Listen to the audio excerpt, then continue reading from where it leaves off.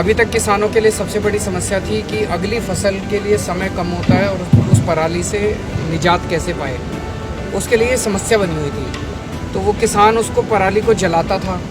पराली को जलाने की वजह से अच्छे बैक्टीरिया थे वो भी जल जाया करते थे और उसकी वजह से जो धुआं निकलता था उस धुएं से उस किसान के और पूरे गांव के लोगों को परेशानी होती थी पोल्यूशन से, including Delhi.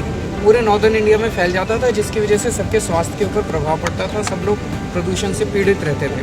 Pusa research institute ने इसका समाधान निकाला है। बहुत सस्ता और बहुत सरल समाधान है जिसमें उन्होंने कुछ कैप्सूल बनाए हैं जिसके ज़रिए घोल बनाया जाता है और उस घोल को अगर खेतों के अंदर डाल दिया जाए तो वो डंठल जो है उसका पराली का वो गल जाता है और उससे उस खाद में कन्वर्ट हो जाता है और ज़मीन की उत्पादक क्षमता बढ़ती है।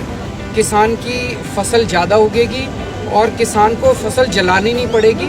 700 के 700 हेक्टेयर ज़मीन के ऊपर दिल्ली सरकार इस बार अपने खर्चे पे, किसानों को कोई खर्चा नहीं करना, किसान को बस सहमति देनी है कि आप मेरे खेत पे कर दीजिए और दिल्ली सरकार जो है वो फ्री में उसका घोल भी देगी और उसका छिड़काव भी हम लोग कर रहे हैं और उसकी प्रक्रिया आज शुरू हो गई। ये घोल बनाने का जो तैयार करने का जो कार्यक्रम है ये 7 दिन तक चलता है। इसमें गुड़ और बेसन डाल के फिर उसको 4 दिन तक उसको रखा जाता है और तो ये 7 दिन के बाद ये घोल तैयार हो जाएगा और 11 तारीख से दिल्ली में अलग अलग खेतों के अंदर हम लोग इसका छिड़काव शुरू करेंगे।